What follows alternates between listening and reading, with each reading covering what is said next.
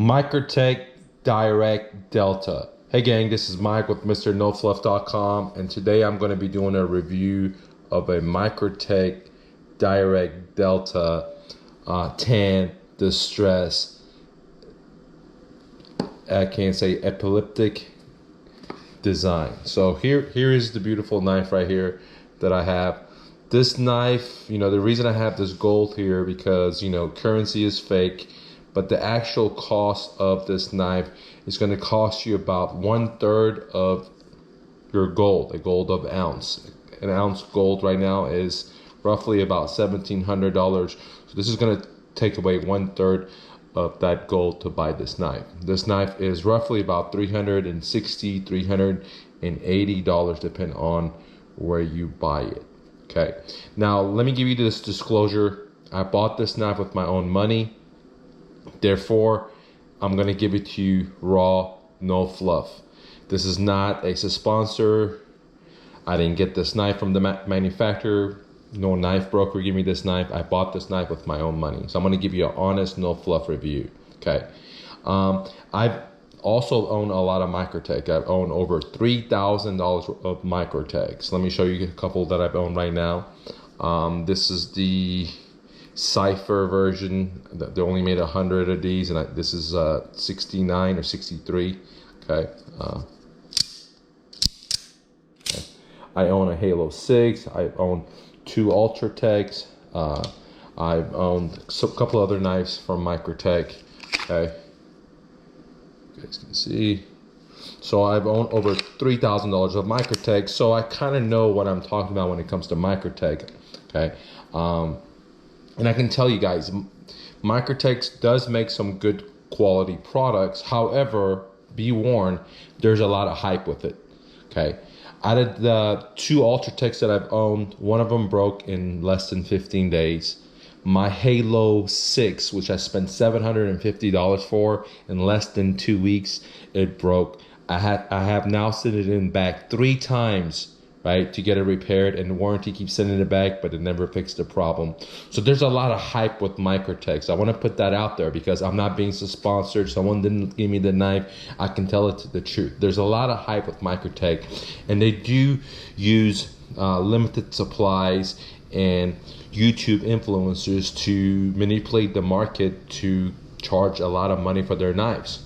That said, doesn't mean that they don't make good knives. They make pretty good knives, right? That's why I have a lot of their stuff. But beware that the warranty is not what everyone says it is. For example, my Ultratech, after I sent it in, I had to send it 3 times back and it never got fixed. Same thing is happening with my Halo 6. I just spent $750 on it. And since I bought it, which has been 3 months, I've only had it for maybe 5-10 days. The rest is spent at the manufacturer. Keep going back. And I have some videos up there where you guys can take a look at it. All right. So that said, there is a lot of hype with Microtech. However, this knife is very, very cool. Very, very cool. I think this is one of the best knives Microtech has made so far. Okay. One of the major difference between the Dirac Delta versus, let's say, the Ultratech is that the firing mechanism is from, usually Microtech puts it on top, where on the Delta is on the side. Okay, it's on the side, which is very, very cool. I really like the side better. Now, the other thing I like about the Delta is that it has the most smoothest firing mechanism out of all the Microtech out the front OTF knives I've ever owned. Okay, the smoothest. I mean, it just barely comes out when you hit it. It's very, very smooth. Most Microtechs, when you push, you instantly get more resistance as you go down this way. You get more resistance as you push. Okay, not this one. This is very smooth. It's just very smooth, and then you hit a wall, and then it fires out. Okay, unlike this one.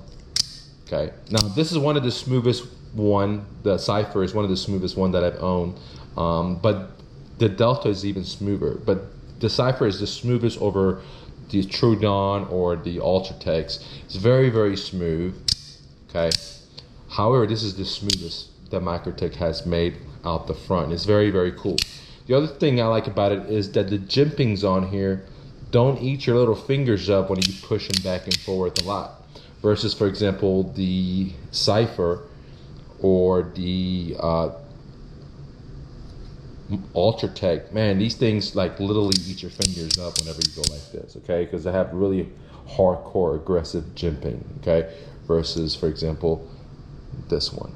Okay, this one is very, very smooth. It doesn't hurt your hand, you know, even if you play with it.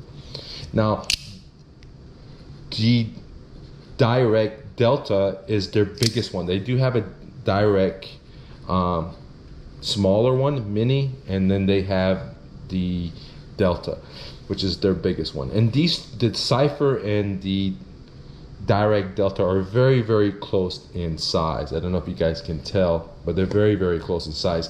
The Cypher is a little bigger. Now, how big is this knife? Well, this knife goes from the bottom of my elbow all the way to my wrist, guys. I don't know if you guys can see. So it is a pretty big knife, and I like big knives, so this works perfectly for me. One of the reasons I got rid of my Ultratech, one of them was that, well, one of them broke and they couldn't fix it, so I had to sell it for really cheap. And the other reason I got sold the other one that didn't break is because I didn't like the blade. It was so small and so thin, and I feel like this is a better size blade for me. Now, I honestly believe that this Delta Dirac is one of the best Microtechs I've owned because of the firing mechanism. It's very smooth. It's one of the most gorgeous ones I've owned.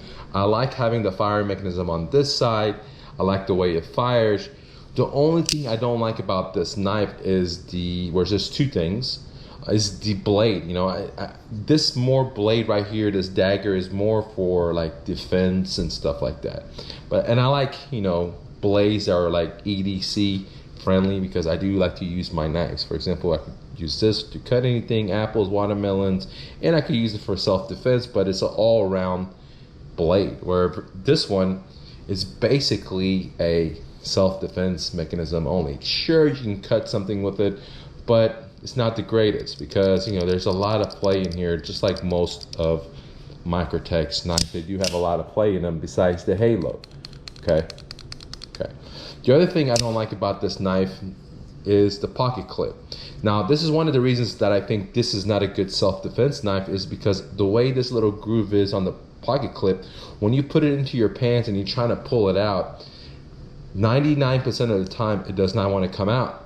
So this is why this will be a perfect self-defense knife minus the pocket clip, because if you're in a rush, you're in a distress situation, the heart is pumping, you know, you're gonna have a hard time pulling this knife out. And I've done it many times with a lot of practice, and it still clips on my pants. So that's the only bad thing with this knife, that its sole purpose is for self-defense because of the blade shape. However, the pocket clip is so hard to get it out. So it's not the best self-defense, because unless you put your only this far deep, right, then you can pull it out real quick. But if you go further all the way to the end and you do a deep pocket carry, this little thing holds onto your pants and it doesn't come out. Right? I guess there are some benefits to that, right? I mean, there are some benefits to that, that you won't lose your knife. However, this sucker doesn't want to come out, and I tried out many different pants and shorts, and the result is exactly the same. That once this sucker goes into your pocket and you have it in a deep pocket situation, it's hard to pull it out, even if you're not distressed. So imagine if you're distressed. Okay, so that's the only two things I don't like about this knife, is that the pocket clip does not play the role of the knife, and you know,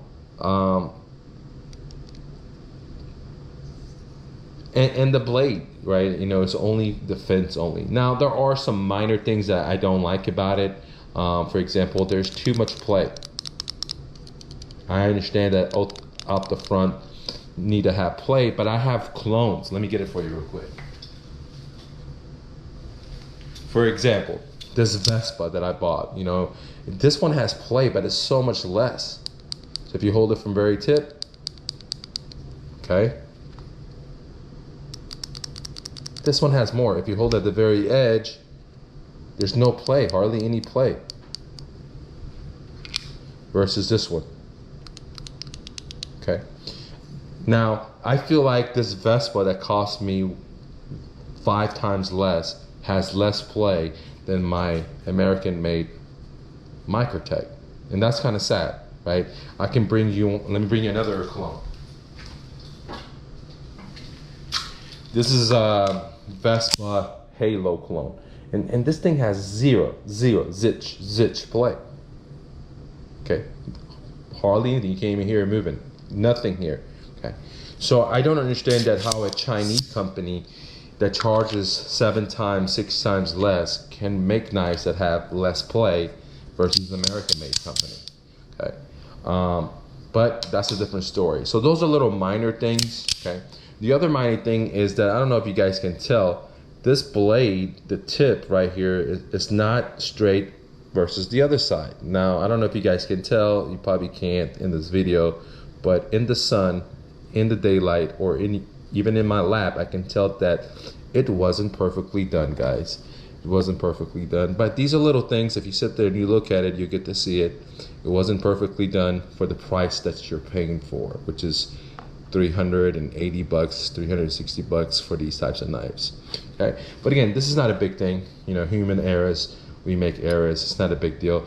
When you quickly look at it, you can't tell. But if you stare at it, you'll notice that you know it's not perfect. But again, that's not a big deal at all. The play, I understand it has to have some kind of movement. Okay. The other thing I don't really like about it is like when you move it around, you can hear it.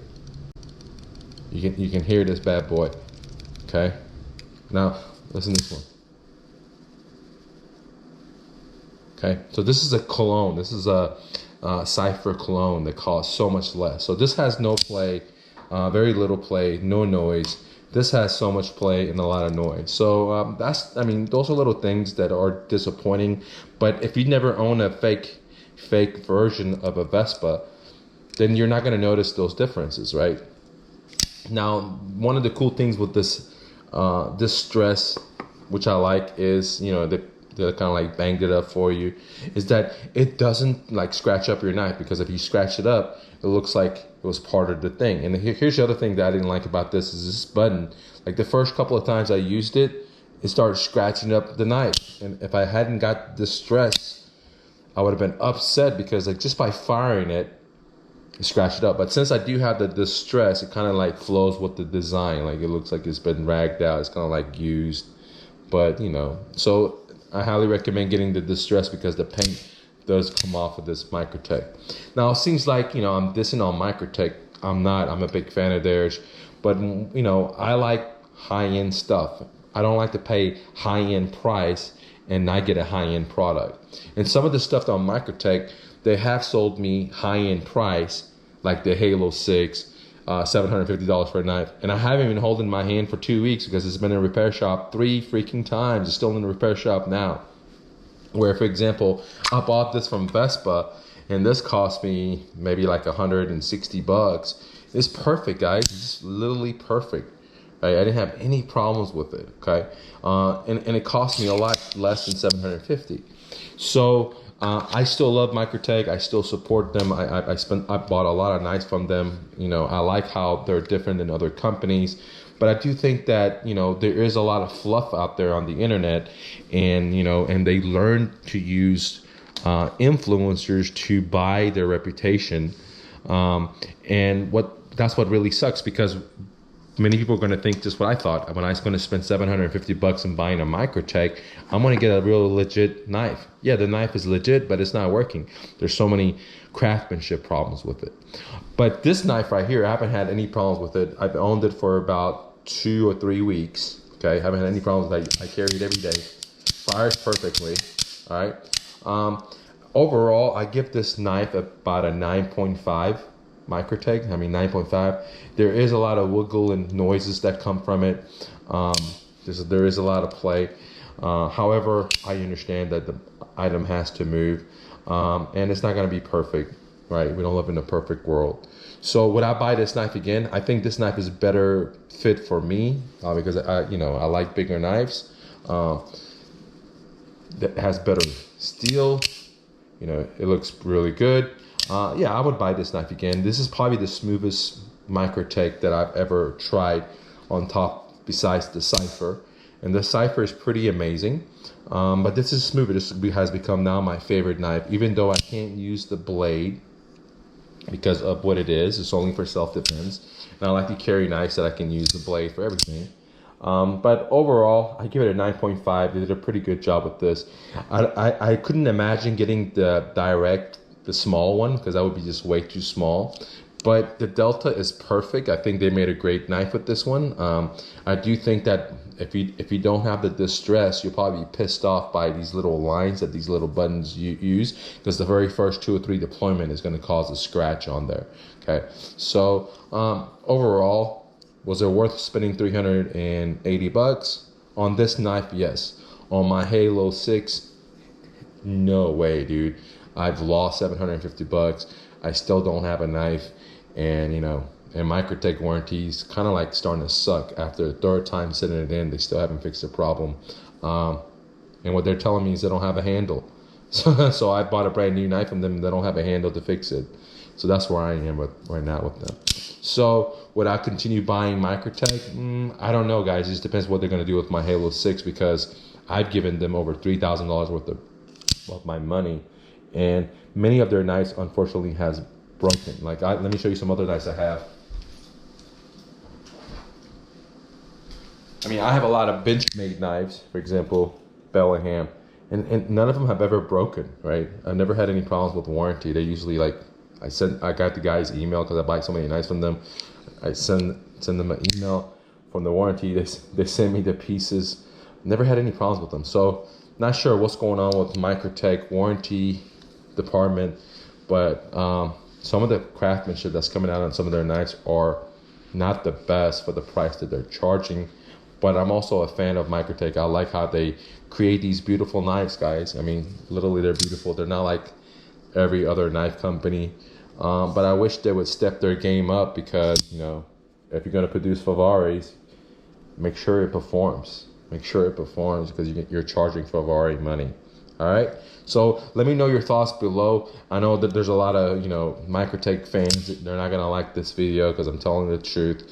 But is Microtech worth it? I think if you're a collector, if you're a real knife guru guy, you really love knives, then yeah. But for the average person, I think they're too much hype and too much money.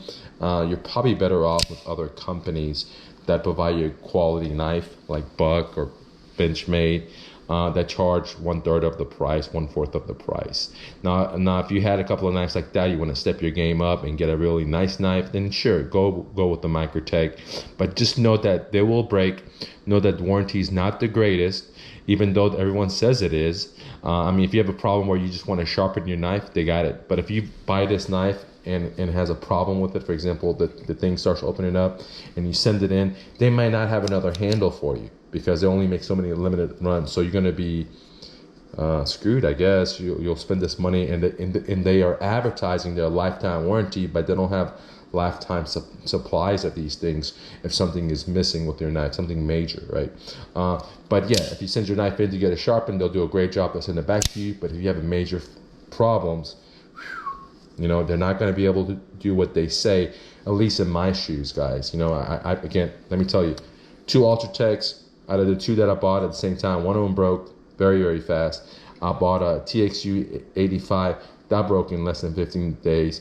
I bought a Halo 6, that thing broke in less than 15 days. So that's the truth, guys. And you're not going to hear that from other YouTubers, because the manufacturers are giving them the knives, or they're getting the knives from their buddy knife maker or their affiliate or something like that.